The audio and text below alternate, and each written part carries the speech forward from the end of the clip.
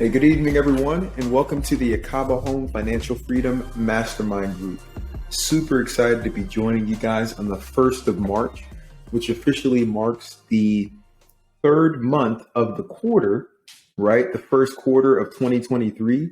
And so if you have goals that you set at the beginning of the year that you're striving toward, you're already 2 months in or 1/6 of the way there. And so would highly recommend that you really get on that horse, stay motivated, and keep striving toward those goals. I'm excited to just host an open session today. Cannot wait to see who joins and what conversations happen and kind of where it takes us from there. And this is going to be an open session tonight, so anybody, please feel free to join. I've got some cool things to talk about, but I really want to hear from the rest of the Financial Freedom Mastermind group about what you're working on and cool things happening in your market. So please feel free to join. There we go. Eric, what is up, man? Hey, how you doing? Eric, can you hear me? There we go. Yeah. What's up, man?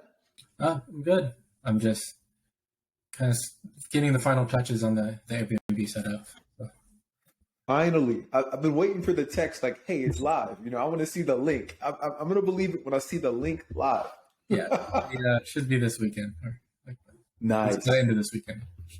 Wow, that's going to be cool. Did you end up getting? Well, have you gotten the photos yet or not yet? No, not yet. Okay, that is fair. That's cool, man.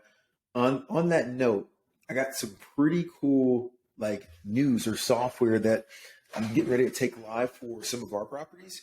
Have you ever heard of something called AutoHost? No, I haven't. Okay, I hadn't either until recently, where we're getting ready to take on one of the largest properties that we've ever taken on as from a management standpoint, and this one is going to be more on the luxury side, like really high end luxury. And so we're trying to find a way to verify guests and really take security deposits and figure out a way to protect the houses. And so we came across this thing called AutoHost, and it links into Hospitable. And long story short, we're going live with it next week, but it allows you to verify guests, right, through ID checks, and they have to take selfies, kind of like you've probably done something where you had to do a selfie on the phone and take a picture of your ID or something like that remotely. So it does that, but it also allows you to take a security deposit off platform. So now instead of having to negotiate with Airbnb to say, hey, this is what the guest did, here goes the evidence, you have an agreement with the guest. You get the security deposit up front like a hotel, and now you can just subtract from it and give the rest back to the guest. The piece with it, though, is it's only available if you have 25 or more units that you can give to them at a time. It's a game changer. Me and the team have been sitting through about 3 or 4 sessions so far. We got our last one scheduled for Tuesday, which is going to be the go live and testing and all that. So excited to take it to the next level here. That would be cool. How does that work with, I guess I know Airbnb has a setting where, someone requests it and immediately goes on, but there's the other one you can validate the person. Do you have to do the validation setting if you want to use that software for it? And you're saying on Airbnb where they say, hey, request that the guest has an ID, the check mark, or which part are you talking about? I guess maybe I'm not saying it clearly. I think there's a auto, make an auto reservation where they just they can one click, they have your party booked up right away. And there's the other thing where they have to put a message, I'm coming in for this reason. And then you get to choose if you want to accept that guest or not. Yes. Yeah. And so you're talking about Instant Book, which is awesome. So with the Instant Book, what we've done right now, because Instant Book is great, but you can get people that have never been on the platform or people that are 18, 19, trying to come in there and throw a party one night, local people booking really quick, right? And so with the Instant Book, they have certain settings in there where you can require that the guest have an ID that's verified by Airbnb. And you can also require that they be, have good reviews and things of that nature before they can Instant Book. And that anybody else that doesn't have that will need to send a message or inquiry in, and you would have to accept them first. And so that's how we've kind of been protected against it right now. That being said, there's still a lot of guests that are newer to the platform on Airbnb, VRBO, et cetera. And so when they send a message to us and they're like, hey, I want to book, what we've been doing so far is just telling them, hey, guys, we have this little canned message where we say, hey, would you please send us your driver's license, right, and verify that you've read all the rules? Mm-hmm. And so what I'm saying with this auto host piece is we're going to be able to really open this thing wide open, right? We've been scared to just put instant book without the other qualifications, right? Mm-hmm. But now with this piece, because we're going to be getting the ID verification, because we're going to be holding a security deposit, and security deposits can vary depending on level of risk. Like there's 4 different stages. It judges that based on the person's age, based on anything it can scrape from the internet, and based on if their picture matches them. We can take any type of security deposit from, as little as $100 if somebody's green, they've been verified, they've got great reviews, to, upwards of 1,000 or so if we're talking about the luxury properties and things of that nature. So it's going to help us to get even more bookings coming in, because now we don't got to worry about that front end piece. We can just get them in, get them to see the software, and then it'll weed out some of the other people as well. Okay, so you can use instant book, but now you have more protections. Okay. Yes, and now we can take off the protections on Airbnb. And more importantly, and Desmond just joined, which is perfect timing, we're getting ready to get live on booking.com with a lot of different properties. And this was a big concern of mine, and thank you to Desmond. And this was a big concern of mine, was like, hey, how do we verify the guests? Because that's all instant book. That's literally like a hotel where, Marriott's not going to verify you, right? You just say, I'm booking this, and then you come there, you pay the fee, and you're good to go. And so with the booking.com, with the VRBOs of the world, with the Airbnbs, because we're getting this auto host link up and running, now we can really open the floodgates and have a lot more bookings come in and kind of go from there. That's cool. Desmond, how you doing, man? What's up, man? I'm good. How are y'all? Super good. Super good. We were just talking about the whole auto host thing, and Eric is getting ready to join the ranks of B&B. He's got one going live this weekend. That's awesome. Congrats. What's up? Yeah, man. And let me see this. And Alpha, if you are on, you're more than welcome to join, man. We just got an open session today.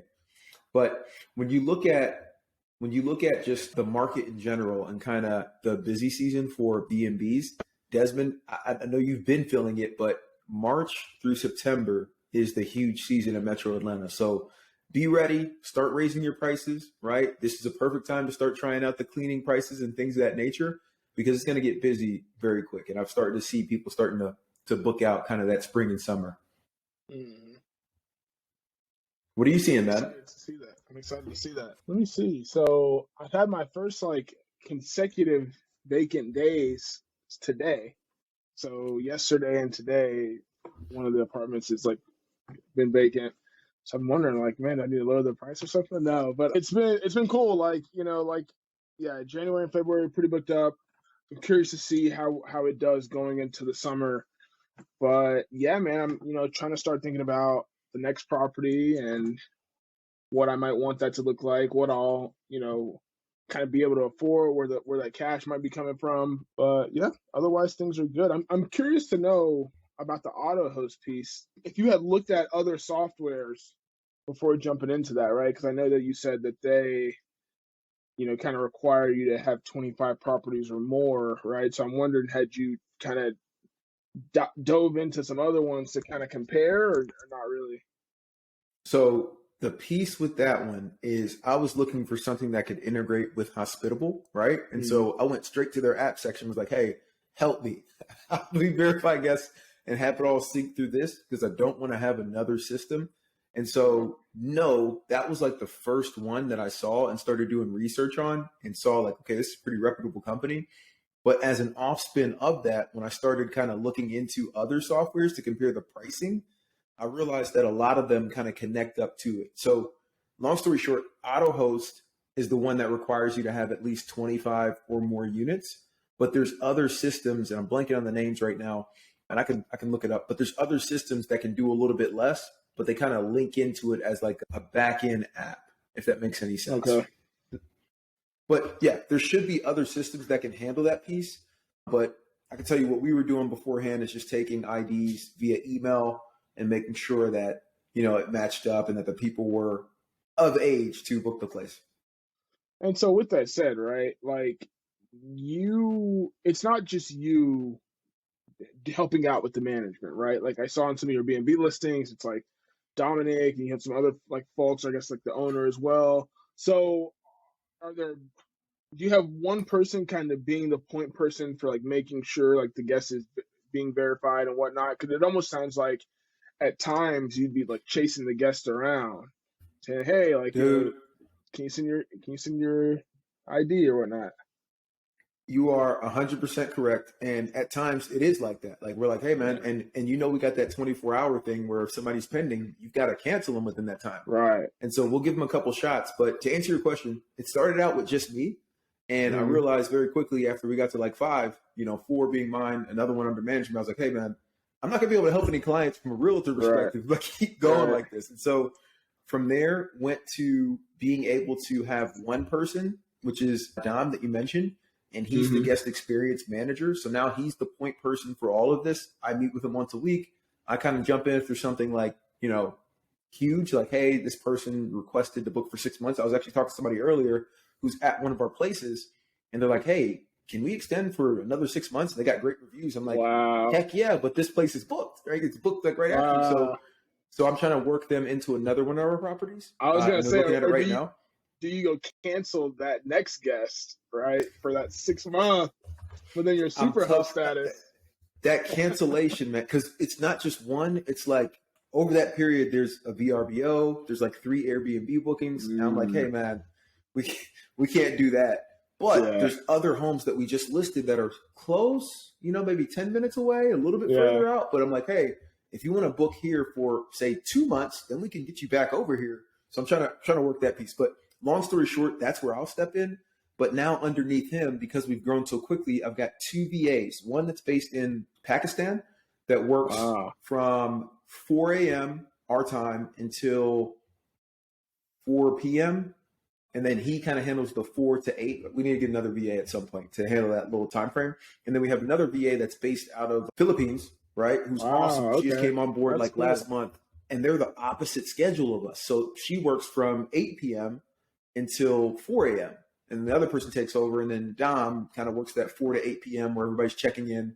But we're going to get another VA and have around the clock coverage eventually. But the whole team's incentivized by kind of guest reviews and things of that nature. And it's not a job that requires you to be active all the time. It's really, you just got to be able to answer like a text message.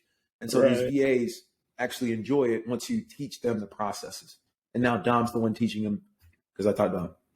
So, and so you're incentivizing them, I'm guessing, by like bonuses or monetarily. Exactly. It sounds like, right? Yeah. So That's very cool.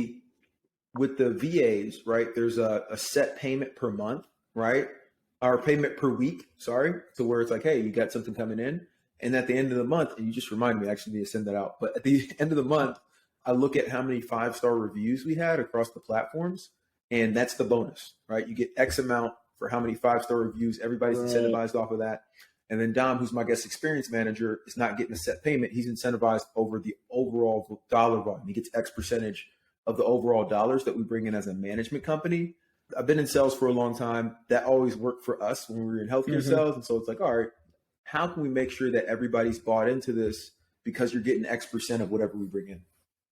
Right. That's really cool. I like that. I want to eventually like at least bring on one VA and try it out. You might have yours in like a full-time capacity, right? It sounds like they're Yeah. from 4 to 4, whatever their time window is, they're working that whole time for you, or at least expected to be. Yeah. We So have it pretty tight. Like, hey, within go I'm ahead. curious. Well, sorry, and not to interrupt you. Like, what else is there? What else do you have them taken care of, right? Like, so what else have you delegated aside from like answering guest communications around the clock, which is a really cool like way to do that? How else are you putting them to work, I guess? Well, as you mentioned, right, with guest communications, there's going to be issues as well. There's going to be maintenance stuff. There's going to be like some cleaning related stuff. And so we've got everybody on these WhatsApp group chats. And thankfully, I can put them on silent now. When it first came on, I was like, all right, I gotta still jump in and kind of answer some stuff. But long story short, we have metrics for each of the team members.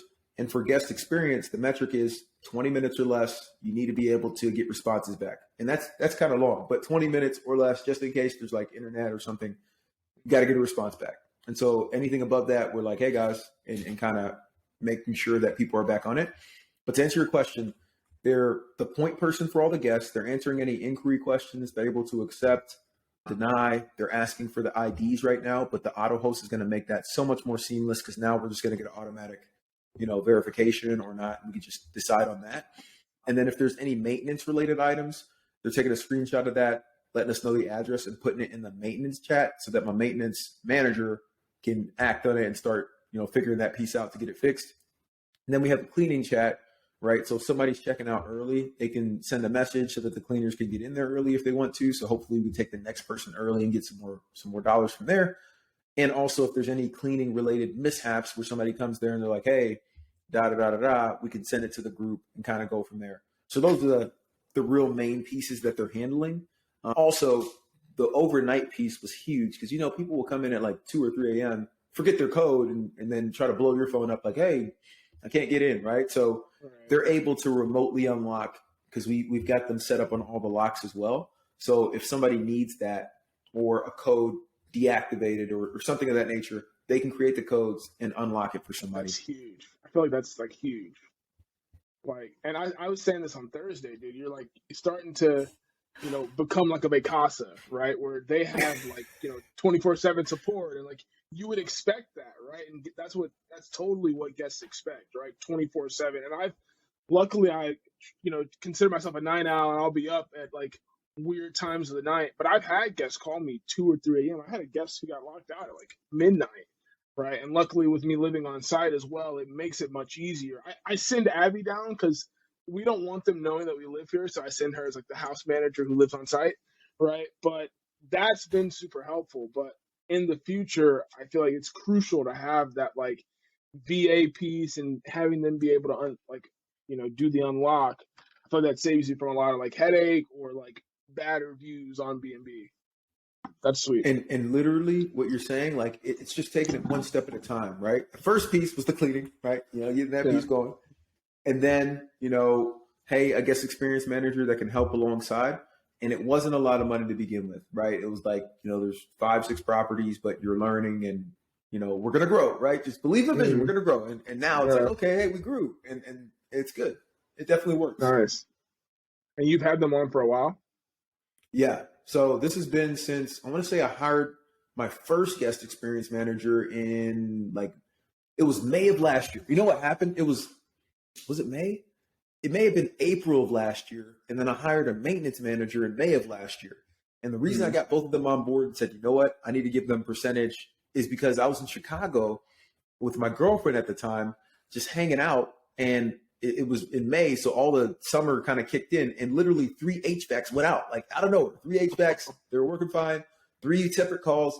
Now I'm like, hey, I can't do what we were doing. I'm making calls to all these guys, trying to coordinate with the guest access, coordinate with the HVAC person. I'm like, you know what? There needs to be somebody that's responsible for this, so I can just shoot a text message off and go do my own thing.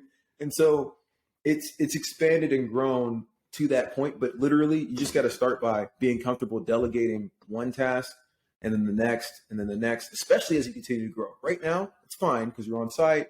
It's right there. Like, I mean, I handle a lot of stuff for mine because it's right under me. Like, I can do that. I don't need the maintenance manager coming out. I can go downstairs and do it. But as you continue to grow, it's going to be crucial if you want to stay in this game. For sure. It's good to keep in mind. Alpha, what's up, man? Since May of last year. Yeah, he's been a solid member of the team. He's based actually out of Florida, and we haven't actually met in person yet, which is kind of crazy, but we're taking on this huge huge project. I'm super excited about it. There's going to be a lot of posts about it, and you guys already probably heard about it, but I'm not going to mention on here, but planning to get him out here for the first time to actually meet the rest of the team, walk all the properties, and definitely walk this one because we all got to be on point to make sure that this one goes well. So a lot of your folks are virtual. You don't even have them in person, which is like, so, I mean, and I feel like nowadays, like you almost can expect that or like look, that's pretty common, but it's just kind of crazy to see that actually like work out and like know someone who does it. Cause I hear a lot about using VAs and I've heard it a bunch on podcasts. I hear like Tony Robbins talk about it a lot, but I haven't actually known someone to use it and I guess actually have that in place. So that's That's pretty cool. I like that. Dude, it will change your life. So the whole reason I started using VAs was, if you listen to one of like the earlier podcasts, there's our first guest experience manager who was a rock star. And better yet, we started doing that in, was it May of last year?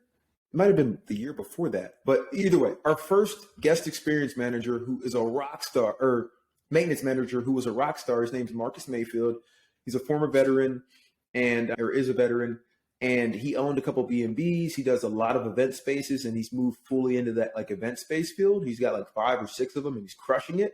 But he's the one that was using VAs first. He's like, yeah, man, I've built my whole event business off of VAs. Like, I just taught them.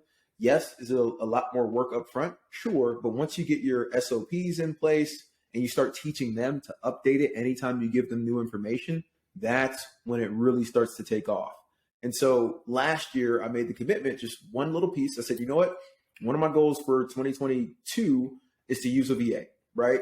And so last year I actually contracted with a bookkeeping VA because my books were all off, right? I think we talked about this before. And that was the first one I used. I was like, man, this works out. And then I got like a personal assistant VA, one that can help me with like coordinating guests. So when we bring guests in the podcast, all I do is send them an email, my VA an email like, hey, this is the email, this is the person. Can you coordinate with them? He has them fill out this thing. He coordinates a date that works, gets him scheduled, and then sends me a PDF like, hey, here goes the background info. So I'm good to go for the call, and kind of go from there, right? But it used to be me, and it may not seem like a lot, but it was taking, maybe an hour total to go back and forth with schedules and try to figure it out. So now he does that. He does all the invoices. So it may seem like something small too, but we put a lot of B&Bs together, as you've seen. We've got 3 active right now, going to have a 4th one active that are actively getting built and kind of getting ready to go live over the next month or so. And so what I do is just take pictures of invoices, put the address, send it to him, and he puts it into the QuickBooks system, invoices the right owner, and kind of gets that going so I don't got to spend time doing that. And another side piece that got added to the team recently, and this was like late last year, is we now have an operations manager who's incentivized based off of the units going live, right? And she's kind of responsible for, hey, any deliveries from Amazon or furniture places, she's on point to do that. So we can send stuff from anywhere and kind of get that going. And you met her on site at that last property. Gotcha. But it can grow quickly, man. Dude, it's do you have time? That's right. The question. That's the question.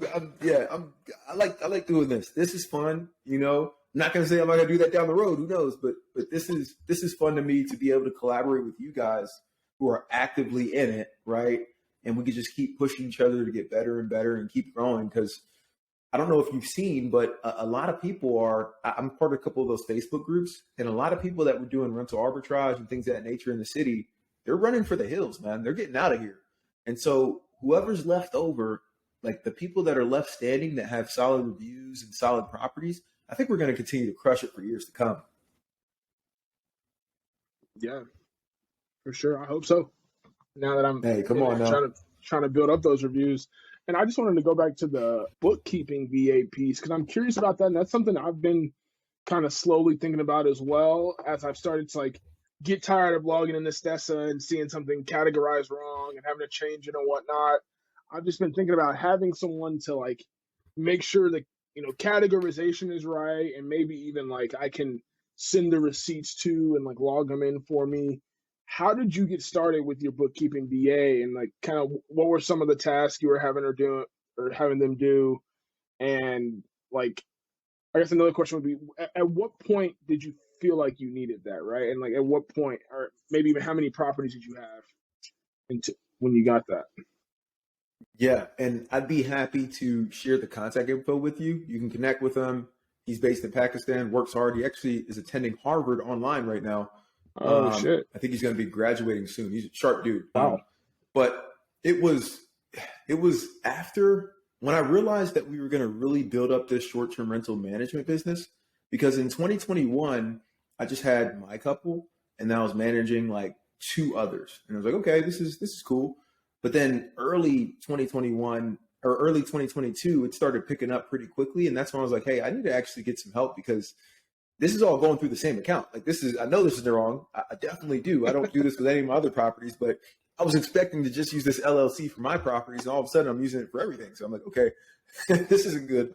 And so the bookkeeper helped me straighten out the year before, and then he put everything in order and forced me to get my books right. Like before using him, I was using QuickBooks a little bit, but I didn't have it separated. And so working with him forced me to, okay, let me link this account to QuickBooks and have, all the receipts for this go through here. All the things for the realtor business go through here. Everything for the podcast come through here, right? And so that's the major piece that he helps with. And then on a monthly basis, he's automatically categorizing everything for me, like to your point, to make sure like it's all tight. And then he sends any things that are outstanding. For example, if I wrote a check and I forgot to upload like a picture of that to our shared Google Drive just so he could see what it is and categorize it, then he'll send like a condensed list of maybe like 10 items a month across the board where it's like, hey, what are these items? Can you let me know so we can get it categorized? And the best thing about all this is at any time he can give you like a profit and loss year to date. And so right now, my CPA was asking for that for the property management business, for the realtor business, for a lot of other stuff, the personal real estate. And so to be able to send a message to him and say, hey, man, I need the profit and loss for these 4 items, and to have him just email that over, that's the piece that I like, not having to dig through again. Yeah. So do you have those in separate bank accounts, or is it all going through the same bank account right now? Yeah. I mean, if you got the separate bank accounts, I think that's enough right now, especially like when you start getting more and more and more. What I keep doing is just adding on, especially if it's separate entities, different bank accounts. And I link it all through my QuickBooks. So it's just very easy to pull a report and see, okay, for this is what we got going on. Over here, this is what we got going on. But from the bank accounts, I think you could log in there and pull an Excel file or a CSV file from there as well and use that to kind of give. The only other piece you want to add to that is maybe you could merge it with the income that you've made, some of the expenses from the credit card, so that it can all like appear where it needs to. And then the only other piece that you're missing outside of like a Stella or QuickBooks is that it's not quote unquote categorized right automatically. Like in QuickBooks, you can see, okay, this is, supplies. So we can write that off immediately. This is cleaning costs. This is, furniture costs. So this is, capital expense, things of that nature, right? You can write it off and kind of categorize it like that. So that's the only piece that's going to be missing from yours when you pull it is the categorization. Yeah. And that's one where I would just hang on for that email from him or shoot him a message for that. He can get back to you. To your point, he's battling a little bit, but Kevin will pull through. And yeah, no, that would be solid to get that list so that you can start to just categorize it. Because that's what I was doing with just even the Louisville properties, right? I was just like getting the list from the managers. And then I was adding a couple other things like, hey, okay, we paid for a roof this year. We did the gutters. We did the siding. We did all the structure work that they didn't know about, right? And I would just add it into the spreadsheet there to where we could keep track of it and make sure that we have that ready for when we either sold the house, refinanced it, or just wanted to take a tax write-off. And so with that in mind, right, and I know we're just grilling you on the question, so I appreciate you answering them. No, this is good. With the categorization, right, because this is something I've been kind of struggling with, and it's been taking me more time than I would like it to in terms of doing the individual categorization. I know you say you have a bookkeeper for it now, but in terms of what they're doing, going on that a little more, like when you're ordering stuff from Amazon, right, so like, consumables, right, or like distinguishing that from, something else. I guess my question is, how in detail are you going in with the categorization, right? Like, are they looking at all the Amazon purchases and like say, oh, this was supplies versus like, oh, this was for maintenance, and is that something that kind of needs to kind of continuously be done, right? I feel like yes, and I just want to kind of see what other people are doing in terms of that. So I try not to go crazy with it, right? Yeah. So you don't need to say, hey, I spent $100 on paper towels. You could say Right. paper towels, toilet paper, trash bag. This is all consumables, right? Just put that as consumables and leave it at that. So when I'm doing Amazon orders, typically that's not for furniture and things of that nature. It's really for the consumables. Or if it's the initial order, then it'll be for maybe some pots and pans and things of that nature. And I just take pictures of the detailed receipt. Like when you get ready to check out I take screenshots because it'll show you like a list and like, hey, this is the cost of that. Take screenshots of that and I upload it to a shared Google Drive folder for that and for my personal properties, and boom, we're good to go. For properties that are under management, I take screenshots of all that, place the order, take screenshots of the final like purchase price, and I just email it to that one VA I told you about, and I taught him to upload it to that other Google Drive folder right underneath that property so that my bookkeeper can do it. And it sounds complicated, but it's not. But I email it to him. Gotcha. He uploads it to the file because I told him like, hey, this is what I want you to do. And then he also invoices the owner and attaches all this stuff so that there's no questions on, hey, what is this invoice I just received? And the bookkeeper has exactly what he needs itemized, well, at least screenshots of it underneath that folder so he can keep it up to date every month. And we keep different months for the different folders. And every month he gets that stuff completed. And then he reaches out if there's any other items that were kind of not fully categorized to make sure that we're staying on track throughout the year. Did that help? Yeah, definitely. And I think the point on no, yeah, that makes a lot of sense. I think the point on not going too crazy is important because like when I started out, and especially when I was like setting things up, I bought like tons and tons and tons of stuff from Amazon and like IKEA and whatnot. And I was kind of getting lost in the weeds for a second when I was doing the categorization. I was like, no, I'm just going to count all this stuff as like capital expenses, like setup costs, you know, and kind of like move on from there and not really look too in detail. Oh, this is paper towels. Oh, these are like pillow covers. Like, I was like, no, I'm just going to count this as one thing. So, yeah, I want to look into having a VA because I mean, even what you explained, I think it sounds helpful for me, even just with having two properties, because I want it to be done right. And requiring myself to go in there and do it right every month is even now starting to get tedious. So it's something I'm going to look into. The sooner you can do it, the better. It's tough because it's a cost thing, right? But the sooner you can look into it, the better. And it's actually cheaper than you would think. And I've actually, while we were talking, I just pulled up 2017 taxes for my first property. And I'm going to share my screen here just so we can like show you. So this is kind of a list alpha that I got from Kevin back then. And your situation is going to be completely different, right? You're doing a B&B. But I was doing a long-term rental, house hack, things of that nature. You can see a whole bunch of stuff. So I got this from my system because at that point I was managing my own property. So I was using Buildium. So I pulled this from Buildium. I color coded it.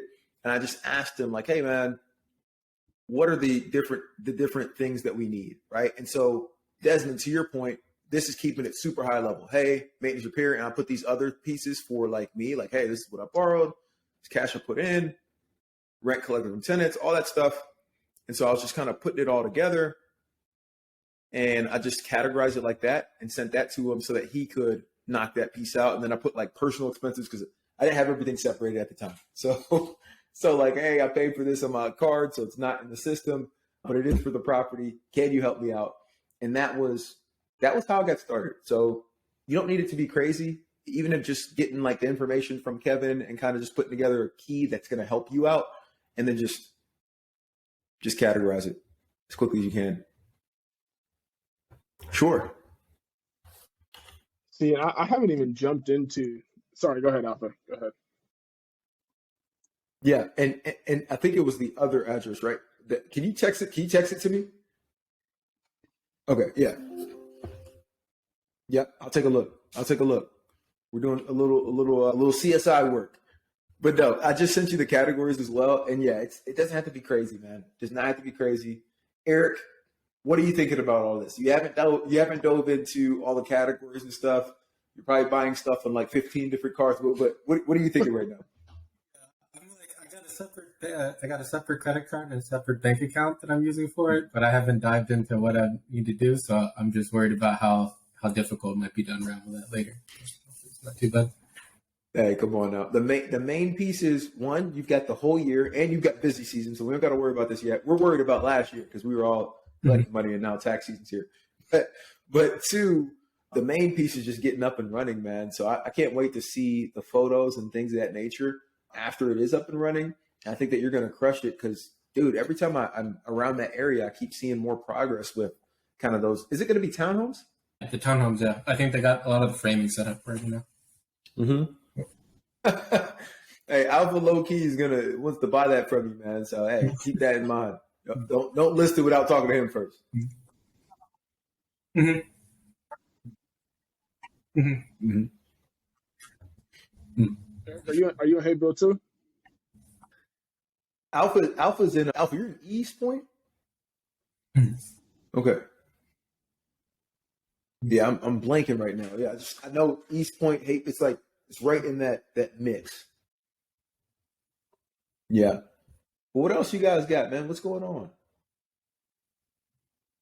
I'm just thinking about how I need to get on my taxes now. I I've know. been kind Yeah, of and honestly, dragging my feet. it's coming quickly, man. Taxes, like, I think I'm meeting with Kevin here next week because I sent all the stuff in kind of hodgepodge this year because there's some other things that I completely forgot about, and I was like, oh yeah, I got to send that in. So yeah, trying to see that happen, and also I can't wait to see what this cost segregation does because that was a huge new thing for this year, and so I could definitely give you some feedback on kind of how it goes once we get this thing filed. Yeah, definitely. I'm curious to see how that goes because it's something I've heard about and I have like looked into it a little bit. I know it's pricey, but I heard it can be worth it. So I'm curious to see how it goes for you. And in terms of what you sent in too, right? Because I haven't jumped into it at all, and I know I've been needing to. When we're talking about the categories and whatnot, is it typical? I mean, do they really just need a spreadsheet of all your expenses and just kind of have them categorized like you did, and that's enough for them to calculate the write-offs?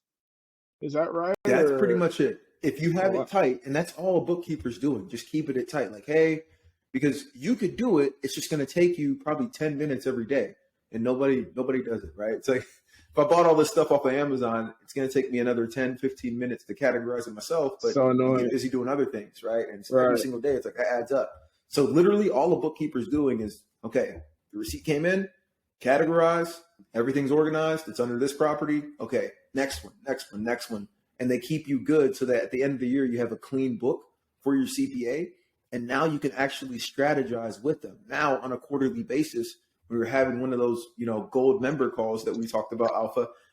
You actually have clean books to look at. It's not like, hey, I have no idea how much I made and how much I spent. I think it's around this much. You have like, okay, well, if you go buy this property, this is going to be a tax write-off to make sure we can get you at net zero. Or hey, if we go use the cost segregation strategy, now we can write off all this income that you made. Or hey, you should do this, you should do that. So you can have more meaningful conversations that actually save you money. Yeah. And yeah. And that's probably like one of the biggest benefits, right, of having the CPA. Because kind of I'm asking, right? Because one thought that went into my mind was like, okay, I could have someone do my taxes for the first year, but then after that, I have my taxes. I can see kind of what was done, right? So in theory, like you could almost, and this is me trying to like do everything myself, right? But you can, in theory, almost like, like do it yourself, I guess, right? If you kind of know the strategy, but it's really just like that time saving piece, most likely, right? Of like, yeah, I guess having someone do it. Right. Dude, that's spot on. Spot on. And I think about that in a lot of ways. Like, we'll stick with this example, but that's exactly it. Like, they should be able to save you more money than you're spending.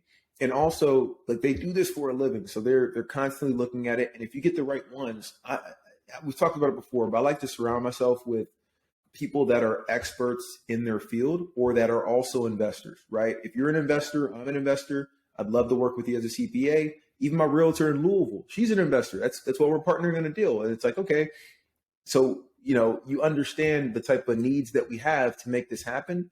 And for the CPA piece, if they're already looking at this, it's their profession, it's what they do every day, and they're looking at this to save money on their investment properties, I believe they're going to do a great job, at least better than I can with the time that I have to get it done.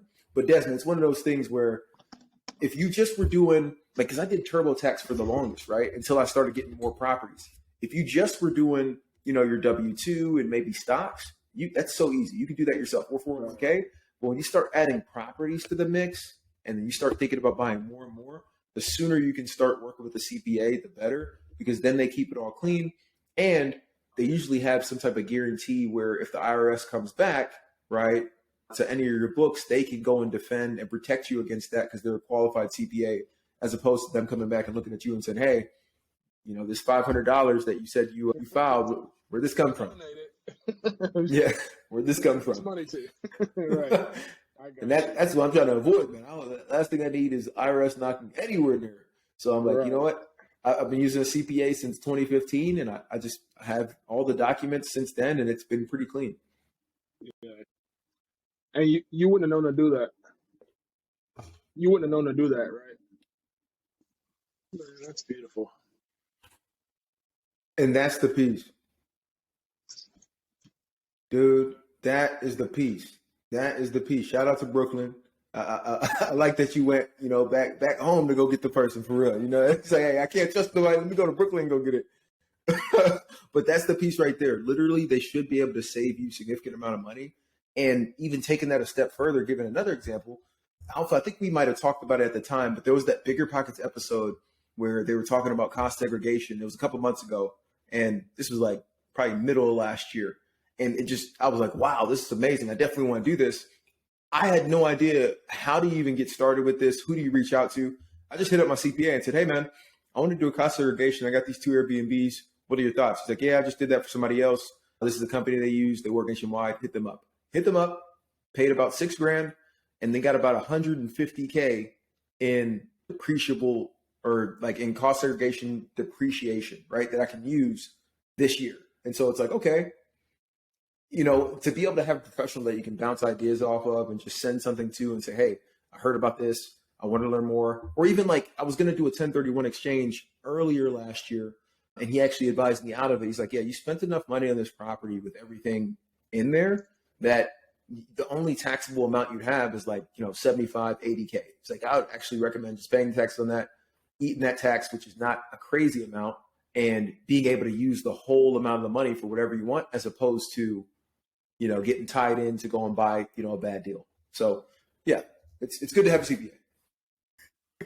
Still running my own cleaning company. But as the year goes on, the credit card's getting paid off, the one I use to kind of set everything up.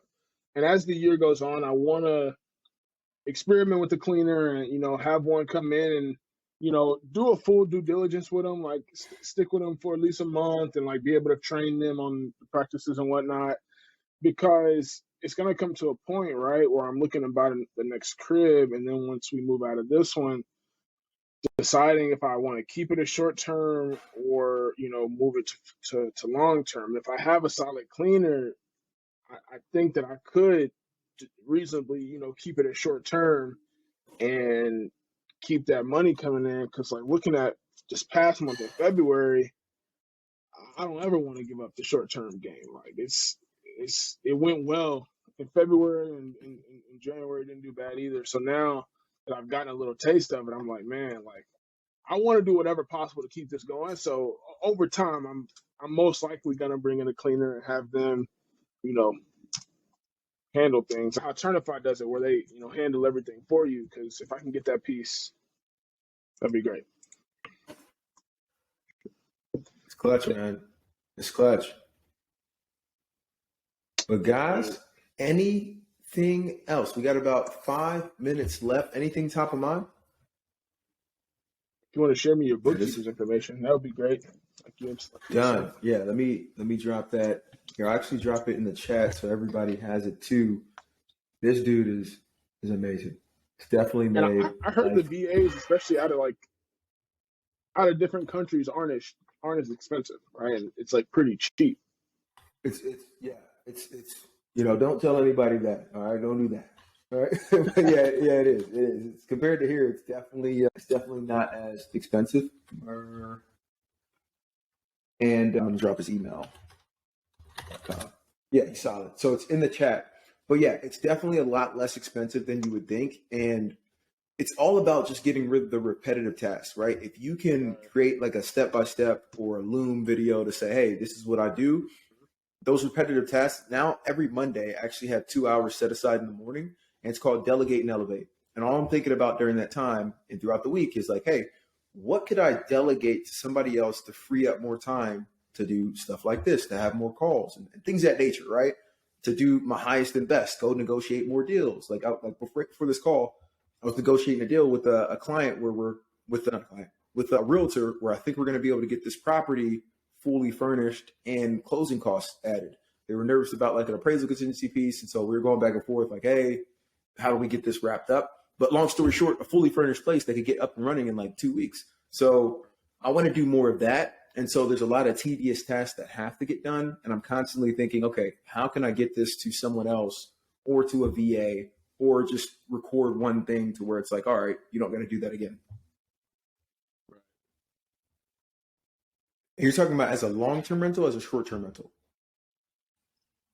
What platforms are you on? Dude, let's get another platform. I've seen Desmond's calendar and it's impressive. And he's also doing some consulting now and helping kind of get those live.